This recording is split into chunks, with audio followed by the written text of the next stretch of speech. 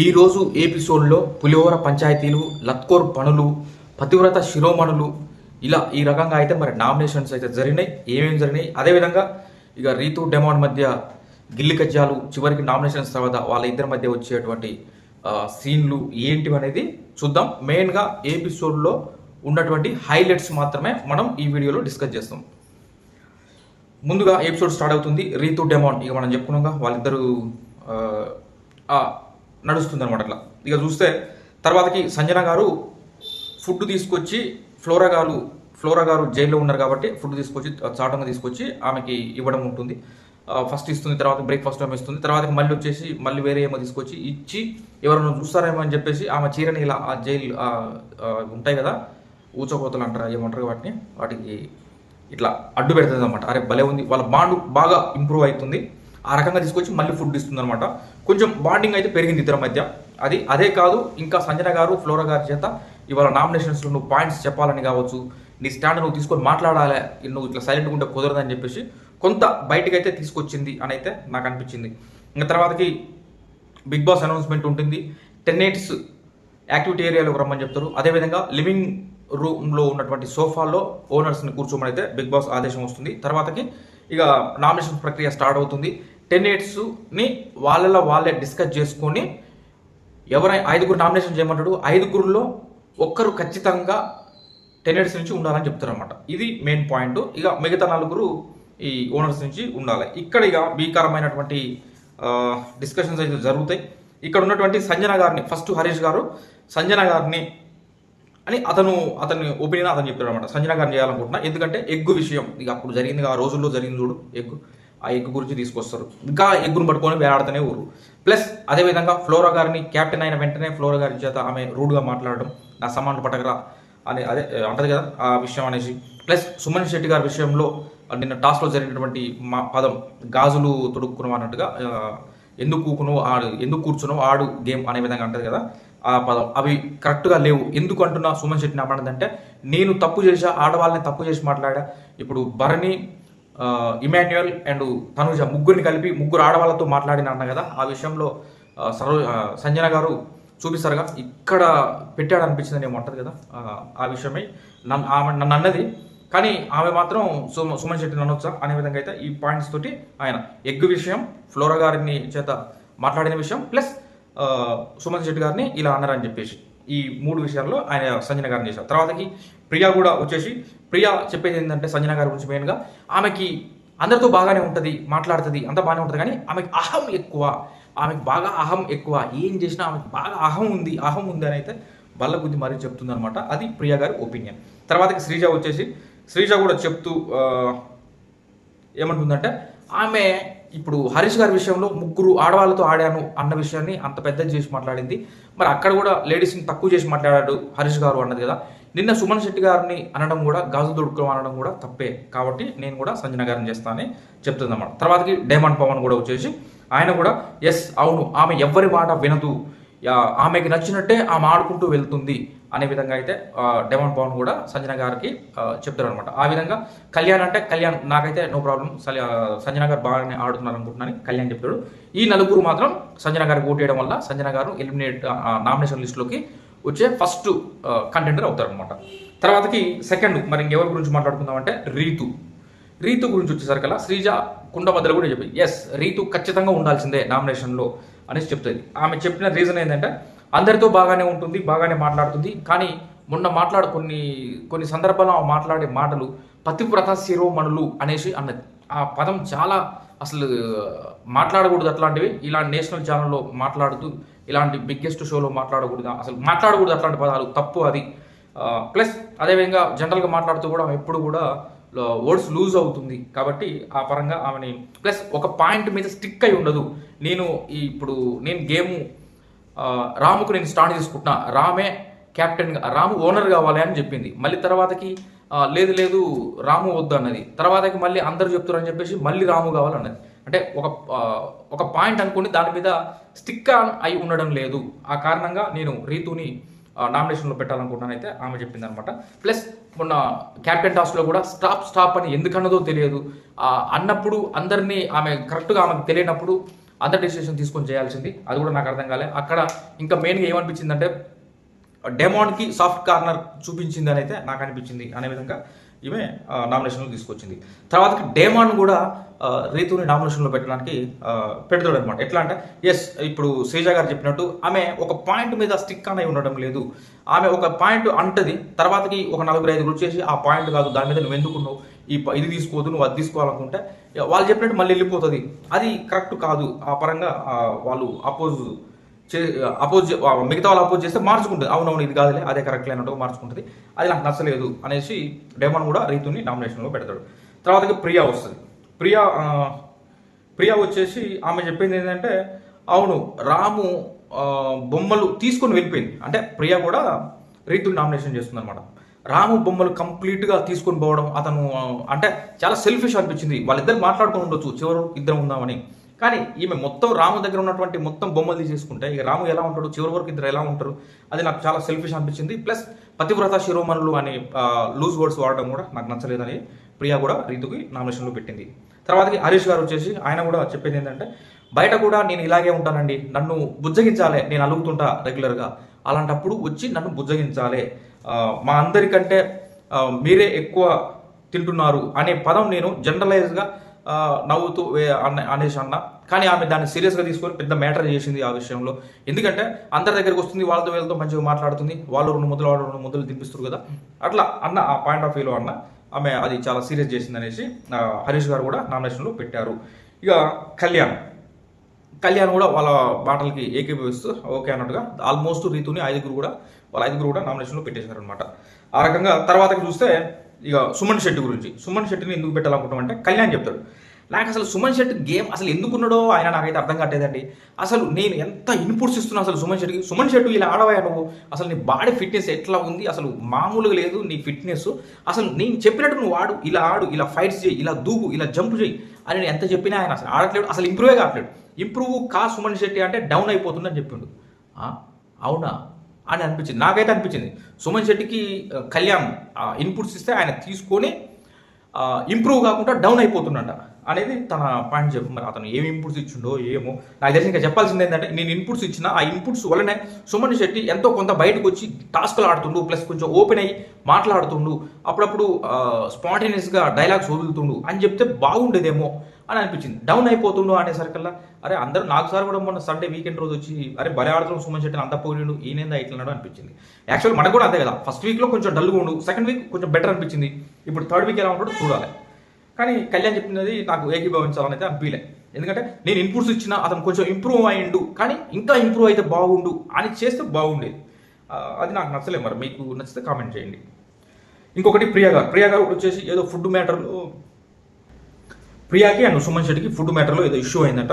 ఆ పరంగా ఆమె నాకు నచ్చలేదు అతను అనడం అనేసి చేసింది. తర్వాత శ్రీజ వచ్చి కూడా ఒక స్థానం తీసుకోడు, ఎప్పుడు తనని నమ్ముకొని ముందుకు వెళ్ళడు, ఎంతసేపు పక్క వాళ్ళు ఏం చెప్తే అదే చేస్తాడు సుమన్ శెట్టి అనే విధంగా, ఎప్పుడు పక్క వారి మీద ఆధారపడతాడు అనే విధంగా ఆమె శ్రీజ కూడా సుమన్ శెట్టి గారికి వేయడం జరిగింది.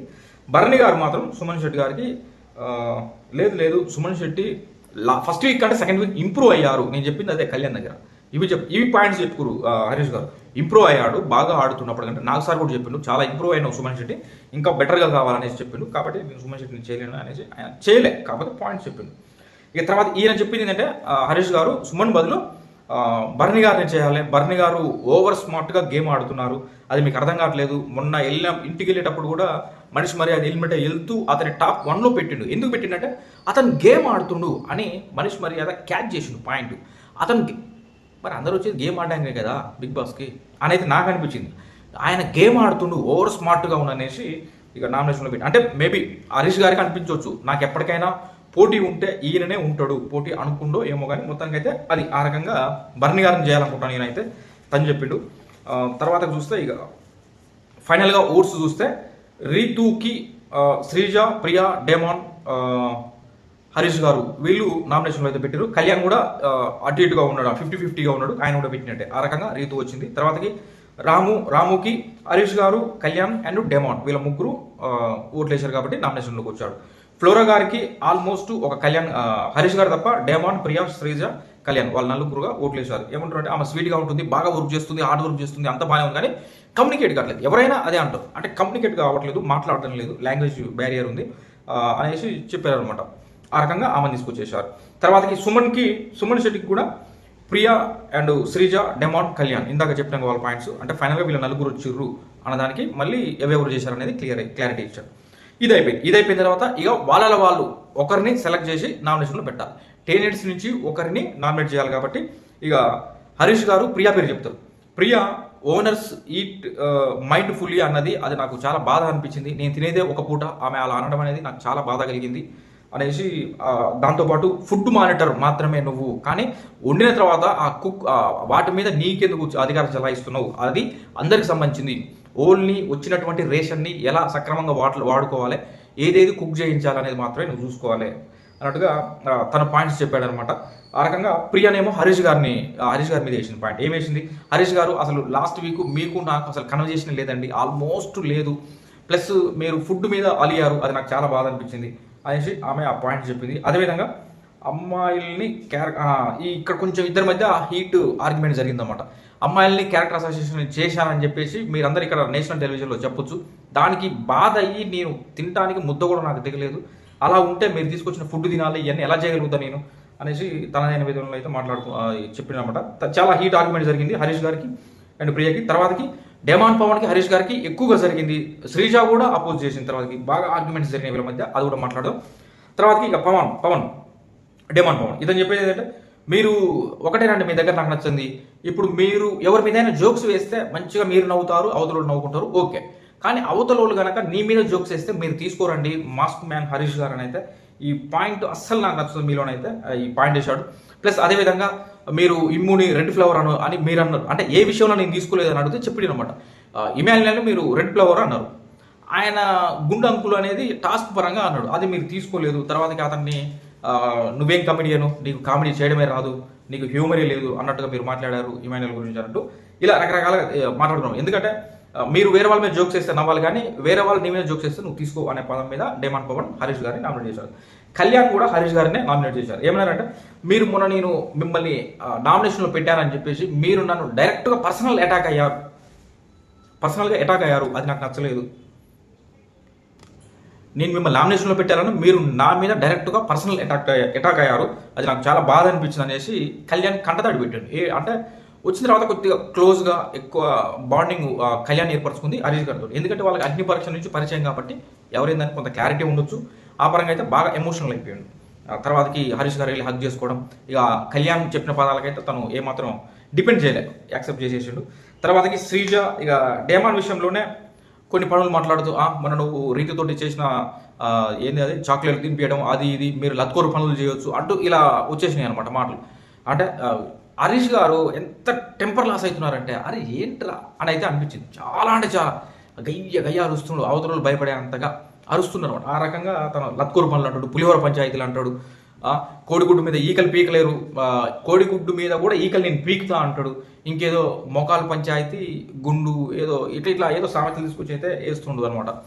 కొంచెం ఇబ్బంది అనిపించింది. అదేవిధంగా శ్రీజ మీద ఆయన ఏంది అంటే, మీరు లత్కూరు పనులు అనడం అది కరెక్ట్ కాదండి, ఆ పదం కరెక్ట్ కాదు మీరు వాడడం నేషనల్ టెలివిజన్లో అంటే, అది దానికి ఏమైంది, మీరు మాత్రం అనొచ్చా, నేను మీరు అని సంబోధిస్తుంటే మీరేమో ఆయన్ని ఈయన్ని అని మీరు ఎందుకు అంటారు, చాలా తప్పు కూడా అది నా డిక్షనరీలో అని ఈయన మీరు ఈయన అనడం అది పెద్ద తప్పు అయితే కాదని అయితే నాకు అనిపిస్తుంది. కాకపోతే లత్కూరు పనులను కవర్ చేసుకోవడం కోసం ఇలా అన్నాడు అనమాట. పులిహోర పంచాయతీ లత్కూరు పనులు మీరు ఏం చేస్తారు తెలుసులే, రెడ్ ఫ్లేవర్లు ఎవరైతారో చివరికి ఎవరెవరి చేత రెడ్ ఫ్లేవర్ అవుతారో ఇలా అంటూ డెమాన్ పవన్ని ఉద్దేశించే అన్నాడు. అది క్లియర్గా అర్థమైపోతుంది అనమాట.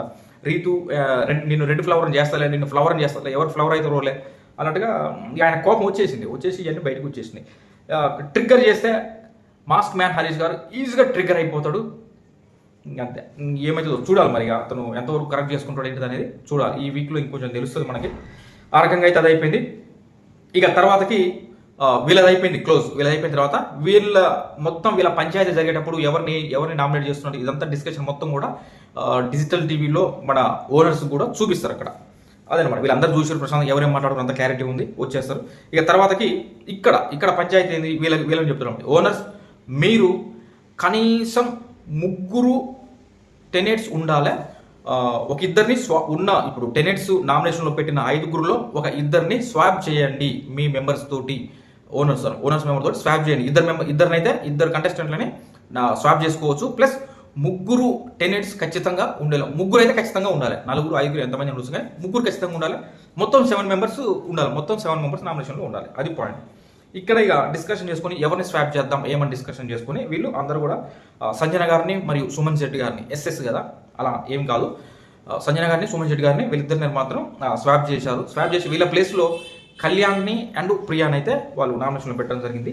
కళ్యాణ్ని నామినేషన్లో పెడుతూ చెప్పిన పాయింట్స్ ఏంటంటే, గేమ్ ఇంప్రూవ్ చేసుకోవాలి కళ్యాణ్, నీ గేమ్ మాకు ఎవరికి కనిపించడం లేదు, నువ్వు వచ్చిన టాస్క్లను కూడా కరెక్ట్గా ఉపయోగించుకోవట్లేదు అనే విధంగా మాట్లాడి, ప్లస్ అందరితోటి నువ్వు మింగిల్ అవ్వాలి, అందరితో మాట్లాడాలి.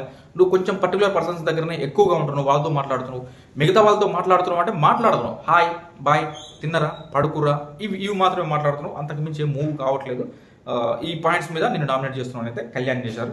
కళ్యాణ్ కూడా భీకరంగా డిపెండ్ చేసుకుంటుండు, ఆర్గ్యుమెంట్స్ స్కిల్స్ కావచ్చు, డిపెండ్ చేసుకోవడం కావచ్చు బాగున్నాయి కళ్యాణ్ దగ్గర. కొంచెం సరైన టాస్క్ పడట్లే కళ్యాణ్కి, అది బాగా మైనస్ అవుతుంది. ఏదన్నా తనకి ఒక టాస్క్ పడితే చూడాలి, టాస్క్ అతనికి సరైన టాస్క్ పడలే. మొన్న చక్రవ్యూహం అనేది ఉంది, అది పడ్డది అంత కాదు, అది కూడా కొంత ఫౌల్ లాగా అయిపోయింది, అంత పేరు రాలే. ఒక మంచి టాస్క్ పడితేనే కళ్యాణ్ ఏందనేది బయటకు వస్తుంది, చూడాలి. ప్లస్ ఈ వీక్ వాళ్ళకి పని చేసుకునే అవకాశం కూడా దక్కింది కాబట్టి స్వీపర్గా అతను క్లీన్ చేస్తున్నాడు, మరి ఎంతవరకు ఇంప్రూవ్ అవుతాడో చూడాలి. అదేవిధంగా ప్రియాని సెకండ్ నామినేషన్లో స్వాప్లో ప్రియాని నామినేట్ చేస్తూ, ప్రియా నీకు నోటితులో బాగా ఎక్కువ, నోటికి ఏది వస్తుంది మాట్లాడుతావు, మంచిగా అందరితో మాట్లాడతావులే కానీ ఆ నోటితుల వల్ల ఎట్లా పడితే అట్లా మాటలు అనేస్తుంటావు, అందరి నోటికి జిప్పు వేస్తా అని ఒకసారి అన్నావు. ప్లస్ మొన్న మేము క్యాప్టెన్ కంటెంటర్స్గా సెలెక్ట్ చేసేటప్పుడు కూడా మేము వెళ్ళి అంత డిస్కస్ చేసుకుని వస్తే మీరు డిస్కస్ చేశారా లేదా అంటే పింకి పుంకి ప్యాంకి అంటూ లేదంటే చిట్టీలేసి నువ్వు అని ఏమని తీశారా అని అంత చీప్గా మమ్మల్ని మాట్లాడినావు, అది మాకు నచ్చలేదు. ప్లస్ ఫుడ్ విషయంలో కూడా మీరు గొడవ చేసినావు, అది నచ్చలేదు. ప్లస్ మొన్న క్యాప్టెన్స్ టాస్క్లో కూడా కామనర్స్ వర్సెస్ సెలబ్రిటీస్ అంటూ బాగా అరిచావు, అది కూడా కరెక్ట్ కాదు అసలు అన్నట్టుగా ఆ రకంగా ఈ పాయింట్స్ తోటి నామినేషన్లో పెట్టారు. తర్వాతకి ఫ్లోరా గారు వచ్చి మధ్యలో దూరి ప్రియా మీద చలరేగిపోయింది అనమాట. ప్రియా నన్ను ఎట్లా నామినేట్ చేస్తావు, నేను అట్లా అంటావా, నువ్వు బాగా పనిచేస్తున్నావు, అది ఇది నువ్వు స్వీట్ పర్సన్ ఇవన్నీ చెప్పినావు, ఫైనల్గా వచ్చేసి మళ్ళీ నామినేషన్లో పెట్టి అన్నట్టుగా చెప్పినావు, బ్యాక్ స్టాప్ వేసినావు నాకు, అది ఇదని మొత్తానికి అయితే ఫ్లోరా గారు ఫైర్ అయిపోయారు. అబ్బో అనిపించింది అనమాట. ఇక ఇంప్రూవ్ కావాలా, ఇంకో ఇంప్రూవ్ అయితేనే, లేదంటే చెప్పలేవు, ఎందుకంటే నామినేషన్లో ఉంది ఈ వీక్లో కూడా. ఇక ఆ రకంగా వాళ్ళది అయిపోయిన తర్వాతకి బర్ని గారు వచ్చి రాముని నువ్వు మొన్న గేమ్లో అదే ఓనర్స్ కావడం కోసం టాస్క్లో గివప్ ఇచ్చావు కంప్లీట్గా రీతు వచ్చినప్పుడు, అది నచ్చలేదు. అంతకుముందు వారమే క్యాప్టెన్స్ టాస్క్లో నువ్వు బాగా ఆడావు, సూపర్గా ఆడావు అని నాకు సార్ మెచ్చుకున్నాడు.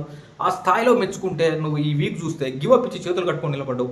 మేము ఇంకేదో వస్తుంది రాము నుంచి అనుకున్నాం, అది మాకు నచ్చలేదు, అందుకే గివప్ ఇచ్చినందుకు కారణంగా మెయిన్గా పెడుతున్నాను చెప్పేసి బర్ని గారు రాముని పెట్టేసారు అన్నమాట. తర్వాతకి సంజన గారు వచ్చేసి శ్రీజాని నామినేషన్లో పెడుతూ తను చెప్పింది ఏంటంటే, నువ్వు బాగా ఆర్గ్యుమెంట్ చేస్తావమ్మా, ప్లస్ ఏదైనా పాయింట్స్ ఉంటే ఆ పాయింట్సే మాట్లాడుకొని క్లియర్ చేసుకోవాలి. అది కాకుండా నువ్వు ఎక్కడికెక్కడికో పోయి ఎటు పోయి 2-3 గంటలు దాని మీదనే వాదిస్తూ ఉంటావు, క్లియర్ చేయవు, దాన్ని బాగా పొడిగిస్తావు, ప్రొలాంగ్ చేస్తావు అన్నట్టుగా ఆ రకంగా చేస్తావు. ప్లస్ వేరే వాళ్ళకి ఏదో గొడవ అవుతుంటుంది, ఆ మధ్యలో దూరి నువ్వు మరి ఇంకా ఆ గొడవను పెంచుతావు తప్పే తగ్గే ప్రయత్నం చేయవు, ఇంకా పెంచుతావు. కానీ ఎప్పుడు ఎక్కడ ఏం జరుగుతుందా అని చూసిపోయి మరీ మధ్యలో దూరి ఆ గొడవలు పెంచుతుంటావు. నువ్వు ఏదైనా ఉంటే మధ్యలో దూరితే నువ్వు తగ్గియాలి లేదా అని సంజన గారు. తర్వాతకి ఒక్కొక్కరు ఎంటర్ అవుతారు, నీది అయిపోయింది ఇంకా ఎవరంటే తర్వాతకి రీతు వచ్చింది. రీతు మామూలుగా రేపు ఆర్గ్యుమెంట్స్తో కుమ్మేస్తుంది, చెప్పేసింది అమ్మ ఆమె అనేది అది కాదు నీకు అర్థం కావట్లేదు అనేసి చెప్తుంది.